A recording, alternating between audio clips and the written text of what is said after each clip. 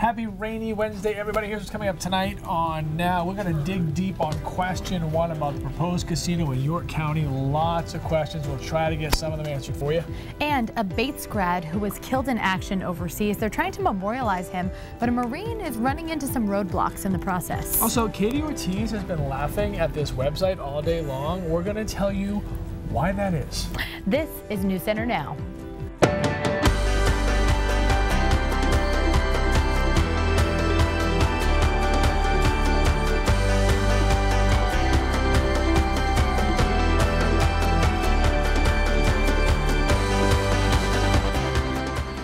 People are thinking that they're voting for property tax relief for the elderly or schools, but really they're voting to give one guy who lives in Saipan the rights to a casino.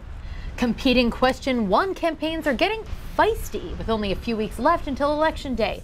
Both are accusing the other of shady dealings. Good evening, everybody. I'm Christina Rex, in for Amanda Hill tonight. And I'm Lee Goldberg. Every time November ballot rolls around, here come the political ads. Now, some of you just tune them totally out. Others listening very closely, and they feel that one set of ads isn't quite clear enough. It's about question one. If passed, question one would allow a specific developer to build a casino in York County. Chris Costa joins us now. Chris, there are a lot of political layers to this ballot question. Yeah, Lee and Christina, there are. The developer, Sean Scott, has a history of building casinos in Maine and then selling them for millions of dollars.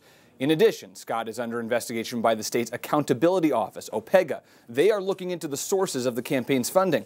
However, the Yes on One campaign promises serious benefits for the state if the casino gets approval. Despite those storylines, some people say the Yes campaign is unclear in its advertising, with a key word missing. The signs seem to be everywhere you look, urging voters all over the state to decide on question one. Opponents say there's something missing from these ads. You never see or hear the word casino. On November 7th, voters will have the opportunity to decide on question one, an initiative that will provide jobs and tax relief. This TV ad never even mentions what the ballot question is for. Millions of dollars is going through the education fund. This November, we'll vote on question one for a new gaming and entertainment venue in York County. Other ads, however, call it a gaming venue. And Sean, why don't your ads say that it's going to be casino? When asked about the missing word in the ads on Maine Public Radio, developer Sean Scott said, nitpicking about whether the word casino or gaming resort is in the ad, I think everybody understands we're talking about a gaming resort. I don't think there's a lack of clarity. It's in the initiative. A campaign spokesperson says the term gaming establishment is more accurate and distinguished, but it's still nowhere on these signs. Gaming means casino, and it's actually a more professional word, like you talk about the Gaming Commission. On November 7th, we brought the ads to Jim Britt, a public relations and marketing professional. I think there's a lot of smoke and mirrors there. Yes on one. We watched the ads on their website. Question one provides that future, including some new spots with millennials. What does voting yes on one mean for the state of Maine? It means new year-round positions. Even this new one never mentions the terms casino or gaming establishment. I think the logic of not using the word casino is the negative connotation of the word casino. Casino equals gambling. Gambling equals addiction. There's a lot of truth in what their advertising says, but there's a lot of fantasy as well. And I think the people of Maine can see through that. I don't understand why people think that gaming isn't a casino. It is. I think everyone knows that it is.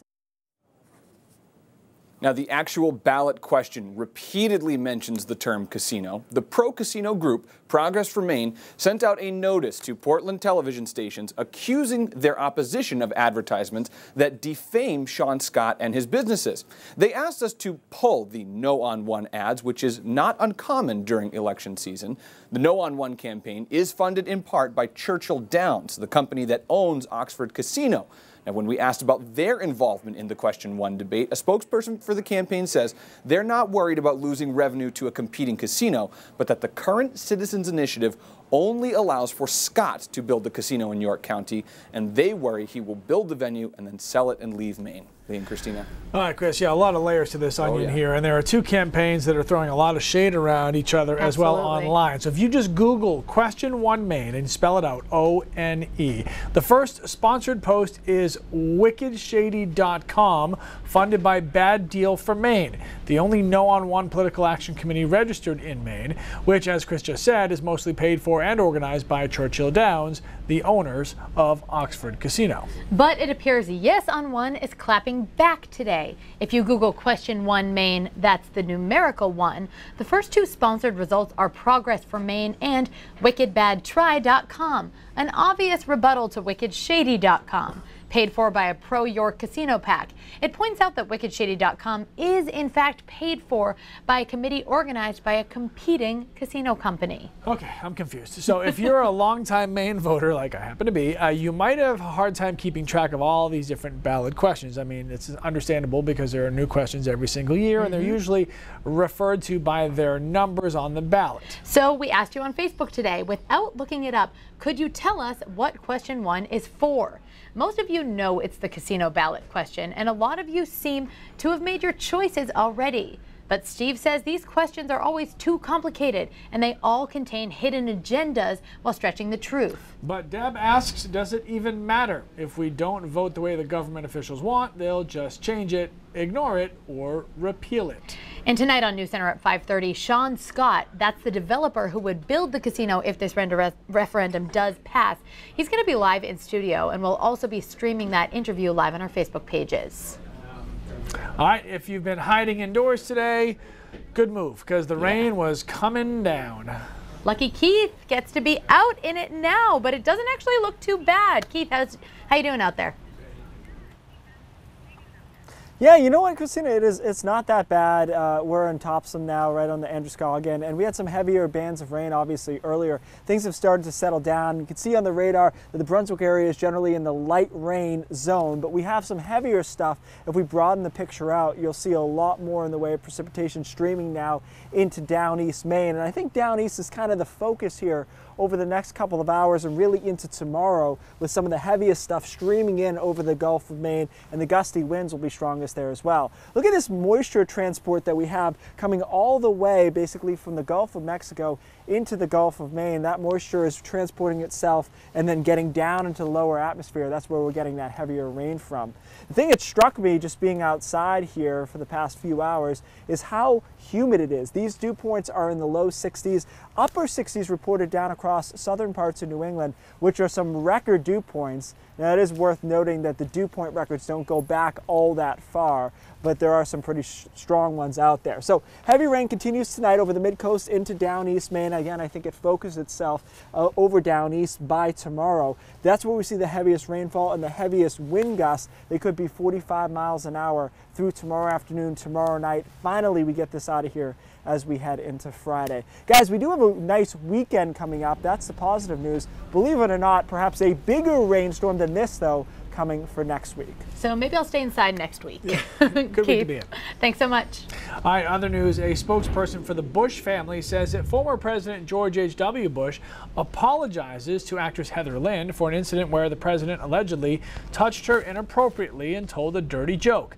Lind posted the story on her Instagram page with the hashtag #MeToo. Since then, she has deleted that post. The Bush 41 spokesperson says that the president apologizes if his attempt at humor offended Miss Lind. Andrew Balser's 911 call on the night his parents were stabbed to death played in court today. The recording recounts the teen's conversation with a dispatcher when he said he stabbed his mother as she was trying to give him a hug goodnight. A judge must decide if Balser will be tried as a juvenile or an adult. That hearing will continue for several days. I'll take a quick timeout. When Now returns, a grassroots effort to remember an American service member killed in action. We meet the people asking Bates College to memorialize Captain George Whitney. But first, was she alive? Was she well? Were we ever going to see her again? There's dozens of girls that have been linked to this motel. young babies, little girls that have been raped, held, sold for sex. This hotel is spitting distance from a high school. Spitting distance. Sex traffickers know how to target girls where they are most vulnerable, online, when they're hanging out with their friends, even when they're walking home from school. On today's installment of Selling Girls' Parents, who are on a desperate search to find their missing daughter. They've been reunited with their child.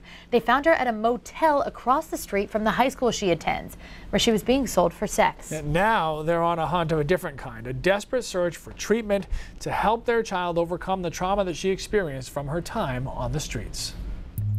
These are the average suburban kids. They're promising them the world and then delivering them into hell. Sit your daughter down and let her know. There's people out there really ready to manipulate her.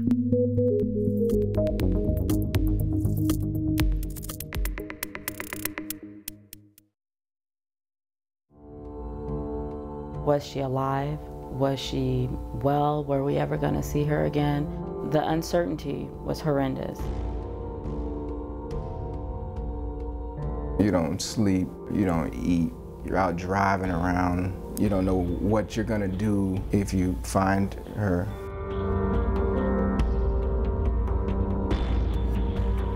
I think it was probably the most devastating moment, honestly, that I've ever experienced. She broke down sobbing and she said, "You won't want me anymore. I'm so dirty. I'm so dirty, Mama. You won't want me anymore."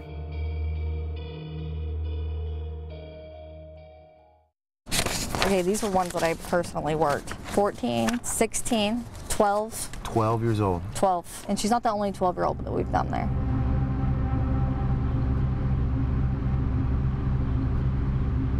There's dozens of girls that have been linked to this motel.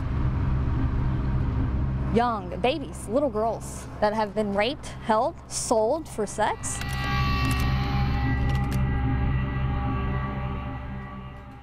What's over there? That's the high school. That is a local high school. How far away are we? I'm in a football field, maybe.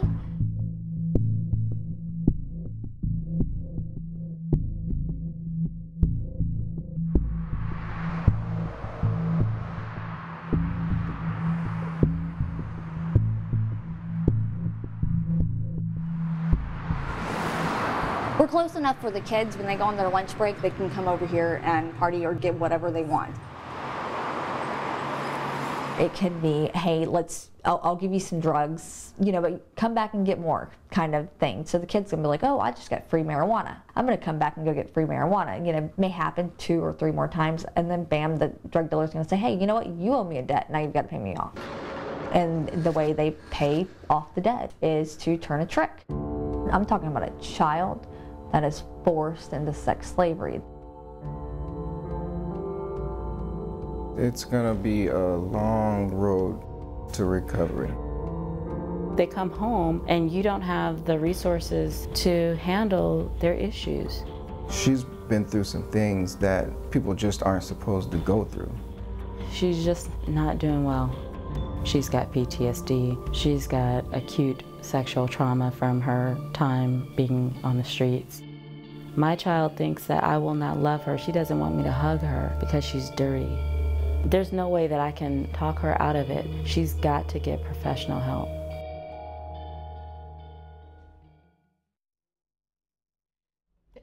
There are fewer than 600 beds in the U.S. dedicated to specialized long-term care of child sex trafficking victims.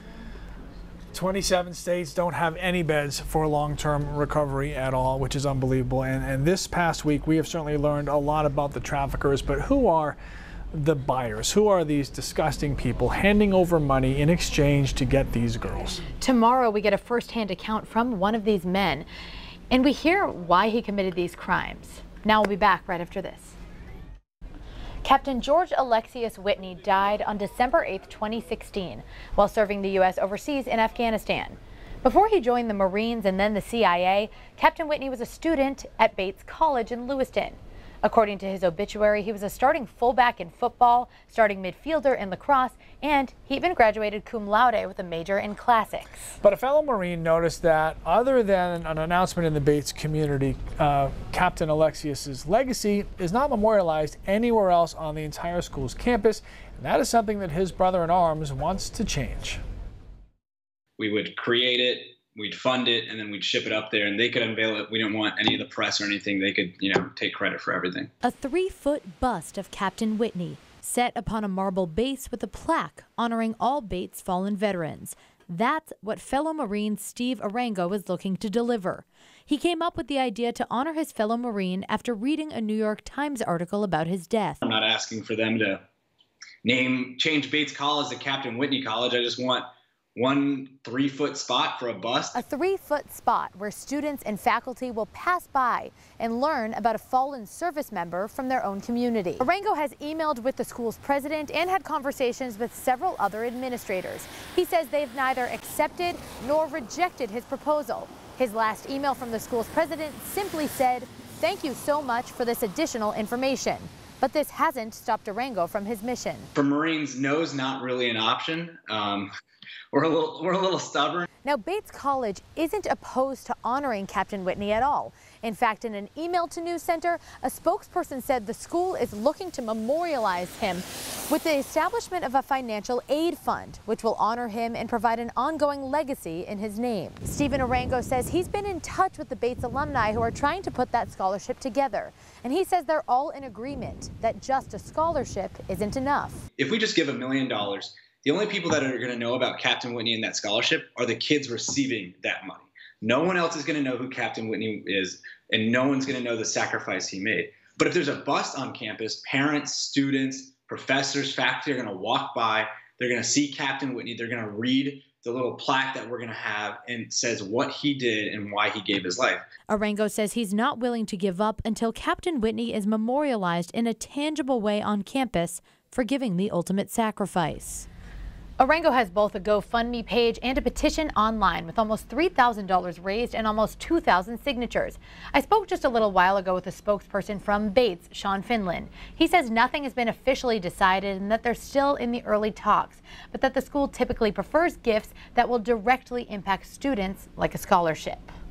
All right, let's head outside. Keith is out there right now. We're live in Brunswick. With a really cool screen behind him. I love this. Yeah, we love the screen, man. So high tech. You know, just trying to step it up. It's a little confusing, but I'm glad you're enjoying it. We've got some rain out there right now, obviously. Very light stuff, though, here in Topsom. Right looking over the Androscoggin right now. The heaviest stuff is over down East Main. I think that'll be a theme here over the next couple of days, and that's why there's a flood watch for exclusively down East Main. Under that, there's actually a high wind advisory that you can't see. Transport of moisture, a tropical connection coming all the way from the Gulf of Mexico, basically to the Gulf of Maine, and that's why we have all this moisture available in the atmosphere to give us this heavy rainfall. It's more than we typically see this time of the year, but there's still a lot more where that came from. Wind gusts right now in the teens over southern Maine, into the 20s and low 30s over central and northern Maine. And that's where the heaviest wind gusts will be through the rest of tonight and into tomorrow as well. So that you can see those bands of heavy rain over down East Maine. That's the theme through the day tomorrow. Now, even in central and southern Maine and western Maine, it won't be as heavy in the rainfall department, but it will still be raining throughout the day tomorrow in through tomorrow night. This is a very slow moving band of rain and eventually gets out of here as we head into Friday mid-morning or so, and we see some sunshine for Friday afternoon, but it is hard fought and takes a while to get there. All right, wind gusts, again, are going to be a concern. You know, I had mentioned yesterday that typically you need winds to be over 55 miles an hour to get damage, and that's not a place we're going to be with this storm. We'll be 40, 45 miles an hour over down East Maine, Washington County tomorrow, but I don't think we'll see wind gusts over 55 miles an hour, which is usually what gives us more widespread power outage problems. Rainfall amounts, though, obviously pretty big here. We're looking at another inch or two of rain on top of what we already had. Some of those reports coming in about 1.5 inches or so. So you're looking at 3 to 3.5 inches total, again, particularly over down east and northern Maine. And then another storm comes in next Monday that puts these numbers in that 5-inch range or so. We got some people here checking out the weather forecast. Come on over here. This is a new tour we have here. Hi guys. Welcome. Keith, how are you? Hey, what's your name? Nice to meet you. Nice to meet you. Oh, I hope you're enjoying this weather. Is this rain okay for you? It's perfect. We just moved here from Montana and we never ever get rain. We never get, yeah, Montana not so much. In between our visitors is a nice weekend. You can't see it, but you have to trust me that it's there. Nice to meet you. Nice to meet you too. Guys, you know, the green screen brings all kinds of people out. Beautiful weekend in there, in between some rainstorms. Okay. That's my favorite weather of all time. Unlike anything I've ever seen on this show. Can you hear the news erupting? I don't even know how we get out of that. Luckily, Cindy will save us. Come on in, young lady. Nice Come on to in. see you. Were you doing something here? No. Looking for you. Wow. Okay, what's happening at 5:30? Tell us. We got a lot coming up on News Center at 5:30 on a much more serious night. Note, lawyers trying to prove Anthony Sanborn's innocence put the lead detective on the stand again today, asking whether or not notes listing other possible suspects were intentionally withheld from the defense team. Chris Rose was in the courtroom. We'll have the details. Also ahead, if you had thousands of dollars just lying around, what would you do with it? Well, some students at Falmouth Elementary wanted to make some positive change in the world. We'll give you their ideas coming up at 5:30. Love the sound of that. Thank you, Cindy. Now we'll be right back.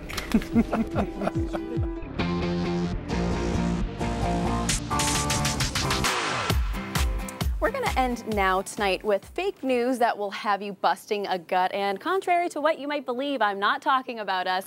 New Maine News is the 207's very own version of The Onion, and no one is safe. The subjects on the satirical website range from Reds Eats to Senator Susan Collins to Maine Magazine. Now, the site only launched a week ago, but it's taken off with 1,500 Facebook likes already, something creator and native Mainer Seth Macy says he was not expecting at all.